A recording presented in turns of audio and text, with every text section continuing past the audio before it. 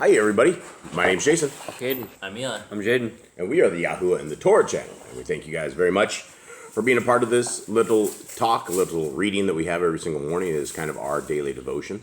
We thank you for joining our family and this little tiny jungle that we have out here in this little tiny house and the little tiny table. And here we are with all of you guys. And we are the people who believe what, gentlemen? We believe that the laws, statutes, and commandments are for all generations. We believe that we should be keeping the Torah for all times, that it was never done away with. That is actually something that was done away with by Hasatan, so that we have less chance of getting into the kingdom, getting into with our Creator, and that is something very important that everyone should be keeping to this day. And who is our Messiah, and what is his name? Our Messiah is Yahushua. He is the son of Yahuwah, there was no J in Hebrew, so his name was Yahushua, closer to something like Joshua. Yep. All right. So here we are, gentlemen. End of the week. You guys fatigued? You guys broke? You guys busted up? You ready for Shabbat? Yep. Today is a preparation day, everybody, for anyone who does not know what a preparation day is. A preparation day is the day that you do the cooking, do the cleaning, do all that you're going to do for tomorrow, so that tomorrow is a day of rest from sun up to sundown. Tomorrow morning is the Shabbat. It starts tonight at sundown, is what we believe a Hebrew day is or was. And so regardless if you keep it on sunrise or sundown, tomorrow is the Shabbat. It's the seventh day. And the seventh day is a sign on the people of Yah. If you are keeping the seventh day Shabbat, then that is somebody who is our creators. And so this is something that if you guys want to be your creators, you want to make our Creator happy, then that's one of the commandments. In fact, it's the fourth commandment inside what the Christians will call the moral commandments. And the fourth commandment is to observe the seventh day Shabbat. But nobody, even when they say they observe the moral commands, they don't, because they break many of even the simple 10. And so anyway, gentlemen, you guys ready to roll? Yep. All right, before we roll, let me show you guys a picture of this. This is the same thing I've been talking about for a very long time, guys. This is Yah Scriptures. This is the front of the book. This is what it looks like. It is available coming in June. Pre-orders are available now. I would get in line if you guys want this. This is 6.2 pounds. It is 103 books. This is what it looks like, and you will have probably the greatest English translation that has ever been presented, along with all the Apocrypha. All the hidden books are in there as well. Now, you can grab this. All the links are in the bottom. Here's a list of the books that are in there, everything from the Old Testament to the New Testament, and then the much acclaimed Apocrypha is all here, all of it. Jubilees, Jasher, additions to Esther. There's just a tremendous amount. So if you guys would like to get these absolutely free of charge, you can. Everything we have is completely free of charge. The PDF download is right there. The very first one, Yah Scriptures single column, is the first 66 books of Scriptures. The Yah Scriptures Apocrypha, the second PDF right there, is the entire Apocrypha. It's the same thing we have printed. So if you guys want this absolutely free of charge, it is there free of charge. And also the eSword is available, thanks to our little homeboy Eli. He got this, spent a tremendous amount of time. We actually have some new revisions coming up for both of these, but you can get all of this. And there's one more download right here, which I would like to talk to people about, which is called Traditions of Men. And we're going to start doing a reading on this very, very soon. But it is essentially, it is the pagan world that we are living in exposed. And so that is available right now. And these are the Amazon books you guys can take a look at. There's actually one more in here. All of these books are available on Amazon, including Traditions of Men, who are right here, right now. Okay, now I'm zipping over to our app, which is Yah Scriptures app, and we are on 2nd SHEMU'EKRE 20. Jade, take us back with where we're at, or anybody who wants to give this a recap. Absalom, David's son, took over the kingdom. He fought him. He kicked David out of the kingdom. David was back into the kingdom. David told his men, if you see Absalom, keep him alive and bring him back when you get back in the kingdom. And Absalom got stuck in a tree with his hair. He had 5 pounds of hair on his head yearly. So he got stuck. Yoab found him and killed him. And a whole bunch of other people came and killed it and cut up his body. And Yoab didn't kill him. He threw 3 spears through him, and the other guys in the next verse killed him. Yeah, That's what it says. should have killed him. Joab is not very good at what he does. So he told David to weep and mourn for him, and then the chapter after that, he was still weeping and mourning. He's so sad, and Joab told him that he's like, if we would all died, you would have been happy if your son lived, because we're exposed or disposable to you because we're soldiers.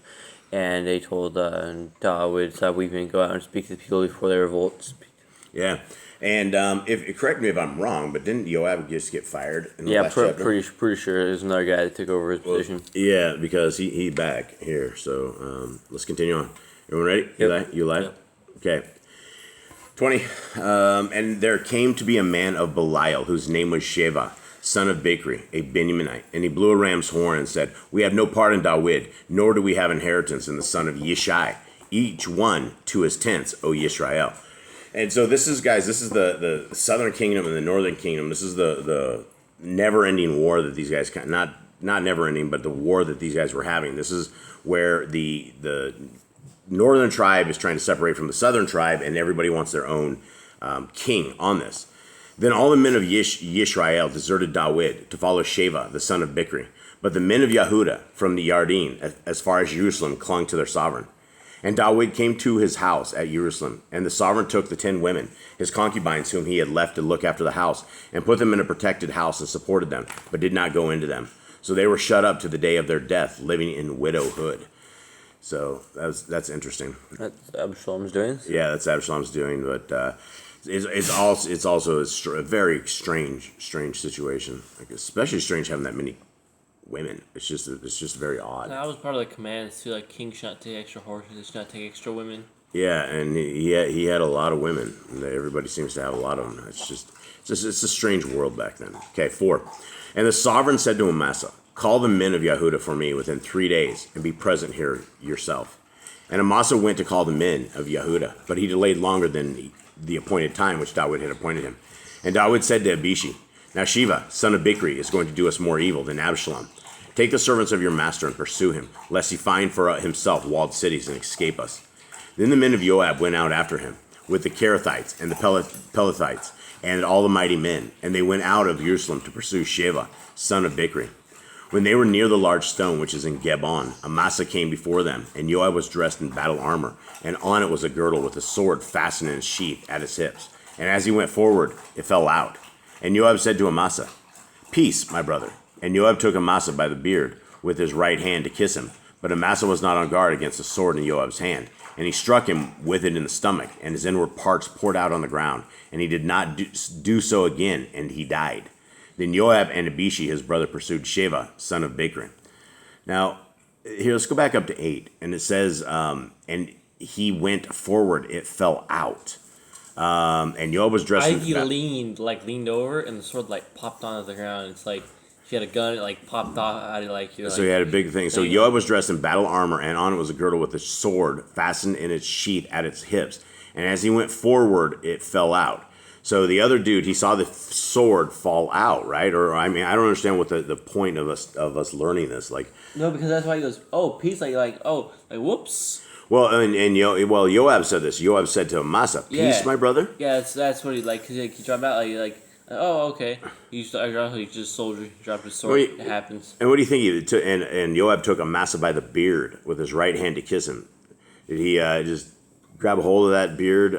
Come here, brother. I don't know. Did he kill him with his hand on the beard? Did he pull him in and then stabbed him with that? Okay, and then the last piece of that, which I was curious about. Now. Beards are not a good thing in fighting. Absolutely not. They are like long hair. You do not want long hair when you're fighting because people will pull it. And you don't want that.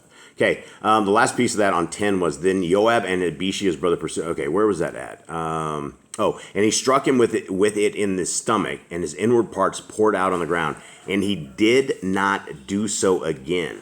What does that mean? He did not do so again. Do what? Joab, maybe. Either Joab, A, did not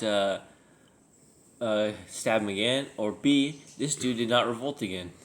Yeah, so whatever it was, he's dead. He dead. Okay, 11. And a man, one of Joab's men, stood beside him and said, whoever is pleased with Joab, and whoever is for David, let him follow Joab. And Amasa was rolling in his blood in the middle of the highway, and the man saw that all the people stood still. So he moved Amasa from the highway to the field and threw a garment over him. When he saw that everyone who came upon him halted. Didn't it say he just killed him up above here? No, he said he fell to the ground. He didn't say he died. All right, so then they let this dude. I guess they don't have any kind of mercy as far as they. suffered. Yoab's Yeah. such a wicked guy. Huh? Yoab's a wicked guy. Is he wicked or is he a soldier? I mean, that's the thing. He is a soldier, but he does some pretty evil things.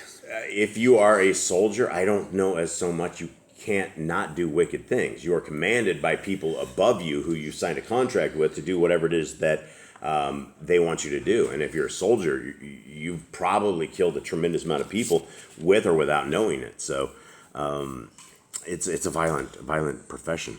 Okay, where are we at, you guys? 12? Actually 13.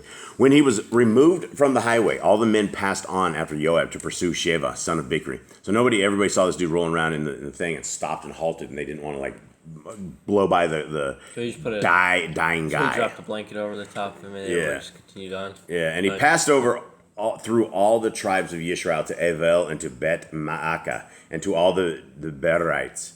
And they were assembled and went after him. And they went and besieged him in Avel of Bet Maacah. And they cast up a siege mount against the city. And it stood in a rampart. And all the people who were with Joab battered the wall to throw it down.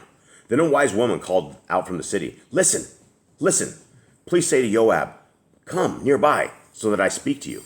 And he came to her. And the woman said, Are you Joab? And he answered, I am. Then she said to him, Listen to the words of your female servant. And he answered, I am listening. Then she spoke, saying, In former times they often spoke, saying, Let them inquire of Avel. And so it ended. All right, who's Avel? Who's this? I don't know. Let them inquire of Avel. Is this woman's name Avel? Maybe. I think so. I don't know. I have no idea. I have no idea the I context just of the owned story. this. Where are we at? We're on 18. What chapter? 20. 20. It just, my click gone. It took me to school. Okay, 18. So we let them inquire of Avel, and so it ended. What does that mean? What do you guys think I that have means? no idea. There's no prior context to this. Maybe her name is Avel. And there's like, oh, okay. 19. I am of the peaceable and trustworthy ones in Yisrael. You seek to destroy a city and a mother in Yisrael. Why do you swallow up the inheritance of Yahuwah? And Joab answered and said, Far be it from me to swallow up or to destroy. That is not the case. But a man from the mountains of Ephraim, Sheva, son of Bichri, by name, has raised his hand against the sovereign, against Dawid. Hand him over, him alone, and I would draw from the city. And the woman said to Joab, Look, his head is going to be thrown to you over the wall. So the woman, in her wisdom, went to all the people, and they caught up the head of Sheva, son of Bichri, and threw it out to Joab. Then he blew a ram's horn, and they dispersed from the city, each one to his tent. And Joab returned to the sovereign at Jerusalem. Now Joab was over all the army of Yisrael, and Benaiah, son of Yahoyada, was over the Kerethites and the Pelethites. And Adoram was over the compulsory labor, and Jehoshaphat, son of Achilud, was recorder. And Shua was scribe, and Zadok and Ebither were the Kohanim.